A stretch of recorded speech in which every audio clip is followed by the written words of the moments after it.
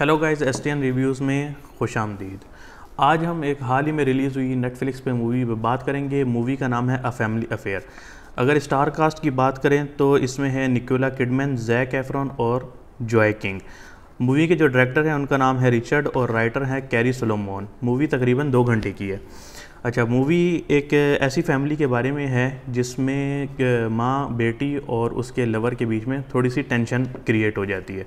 Movie की starting की अगर हम बात करें तो स्टार्टिंग में हमें दिखाया जाता है कि ज़ारा नाम की लड़की है और वो एक ट्रैफिक जैम में फंसी हुई है और काफ़ी जल्दी है उसे एक रेस्टोरेंट में पहुंचने की, क्योंकि उस रेस्टोरेंट में उसका बॉस वेट कर रहा है उसका, जो कि उसने उसको असाइनमेंट दी थी कि आपने एक डायमंड ईयर रिंग आपने एक परचेज़ करनी है और इस टाइम तक इस रेस्टोरेंट में पहुंचानी है। पर वो ट्रैफिक जैम की वजह से वो लड़की लेट हो जाती है। वहाँ पर बेसिकली उसका बॉस अपनी एक गर्लफ्रेंड को एक्स बनाने के चक्करों में होता है, उसे डायमंड की ईयर रिंग दे के उसे जान छुड़ाने की कोशिश कर रहा होता है। खैर, लड़की थोड़ी सी लेट हो जाती है पर वो पहुंच जाती है। उस लड़की से जान छुड़ाने के बाद अपनी पीए को काफ़ी ज़्यादा बेइज्जत करता है कि यार तुम कोई काम जो है वो ढंग से नहीं करती और टाइम पे नहीं पहुंचती हो, जिसकी वजह से जो है वो लड़की बहुत ज़्यादा डिसहार्ट होती है। वो लड़की काम छोड़ देती है। अब काम छोड़ने के बाद क्रिस को, जो कि उसका बॉस है, उसको काफ़ी ज़्यादा बुरा लगता है, बुरा फील होता है। क्रिस बेसिकली एक हॉलीवुड का स्टार है, जो कि एज अ हॉलीवुड स्टार वो उस मूवी में रोल प्ले कर रहा है। अब वो जो लड़की होती है ज़ारा, वो उसकी असिस्टेंट भी होती है और उसकी मैनेजर भी होती है, यानी सारा काम वो उसका देख रही होती है। इवन कि उसके पर्सनल काम भी कर रही होती है, उसके लिए शॉपिंग भी करना, उसके लिए सारा कुछ करना, वो यानी वो उस लड़की पे काफ़ी ज़्यादा डिपेंडेंट होता है। अब जब वो लड़की काम छोड़ देती है तो उसको बहुत बुरा लगता है और वो इस पछतावे के तहत उस लड़की से मिलने के लिए उसके घर जाता है कि इसको एज अ असिस्टेंट प्रोड्यूसर के तौर पे जॉब ऑफ़र करूं और पीए शिप से इसको मैं हटा दूं, क्योंकि ऑलरेडी लड़की वो जॉब छोड़ चुकी होती है। तो अब उसी जॉब पे वो वापस नहीं आएगी कभी भी, क्योंकि उसको पता होता है कि उसने उसके साथ अपना रवैया अच्छा नहीं रखा। खैर, अब जब वो उस लड़की के घर पे जाता है तो वो लड़की घर पे तो मौजूद नहीं होती है, पर उसकी मुलाकात उस लड़की की माँ के साथ हो जाती है। अब उस लड़की की माँ के साथ उसको पता चलता है कि लड़की की माँ जो है वो एक वेल नोन राइटर थी और वो उसके साथ बातें करता है और बातें करते करते काफ़ी टाइम गुजर जाता है और हमें यहाँ पर थोड़ा सा रोमांटिक सीन देखने को मिलता है कि लड़की की माँ और जो हीरो है, वो बेसिकली हॉलीवुड का जो हीरो है, वो आपस में कनेक्शन उनका बन जाता है और वो आपस में रोमांस करने लगते हैं। इतने में जो लड़की है, जो ज़ारा है, वो वापस घर आती है और जब अपनी माँ को वो ढूंढती है तो कमरे के अंदर जब जाती है तो वो देखती है कि जो उसका एक्स बॉस है वो उसकी माँ के साथ सेक्स कर रहा होता है, जो कि उसके ऊपर बहुत ही नागवार गुजरता है और वो इंतहाई गुस्से में आ जाती है। तो ज़ारा जो है वो अपनी माँ से बहुत ज़्यादा नाराज़ होती है और अपने बॉस को घर से जाने के लिए बोलती है और अपनी माँ के साथ प्रॉमिस लेती है कि आज के बाद आपने मेरे बॉस से नहीं मिलना।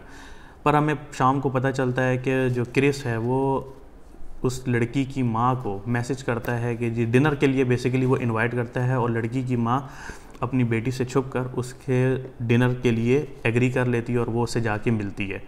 अब आगे चल के यहाँ पर जो है बहुत ज़्यादा स्टोरी के अंदर ट्विस्ट आते हैं और कभी सैड मूवमेंट आता है, कभी खुशी का आता है, क्योंकि उस लड़की को ऑलरेडी पता होता है कि उसका बॉस किस तरह लड़कियों के साथ टाइम स्पेंड करता है, उनके साथ टाइम पास करता है और उसके बाद उनको रिंग दे के भला फुसला के वो ब्रेकअप कर लेता है। और लड़की नहीं चाहती कि उसकी माँ का भी दिल टूटे, क्योंकि लड़की को पता होता है कि उसकी माँ बहुत ज़्यादा इमोशनल है और 11 साल पहले उसके वालिद की डेथ के बाद से उसकी माँ का रिलेशन किसी के साथ भी नहीं रहा, सिर्फ इसी वजह से कि दोबारा उसका दिल ना टूटे।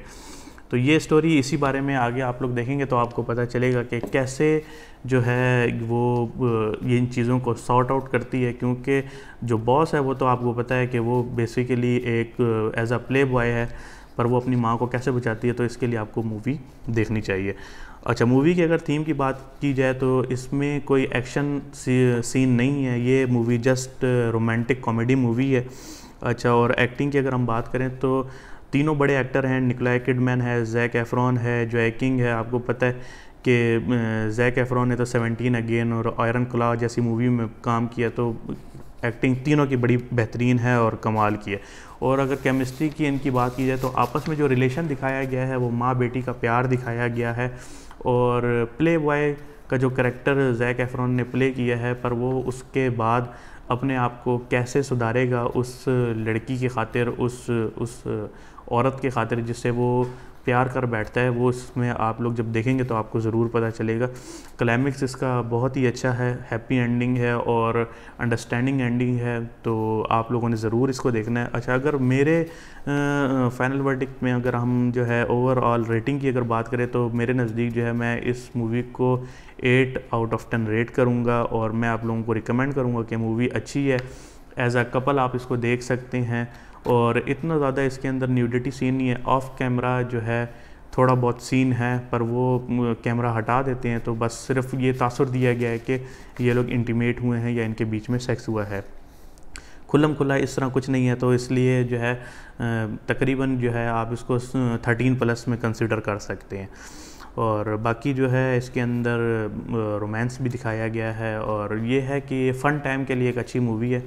तो ये था एक छोटा सा रिव्यू और उम्मीद है कि नेक्स्ट वीडियो में आपसे फिर मुलाकात होगी। उस वक्त तक अपना ख्याल रखें।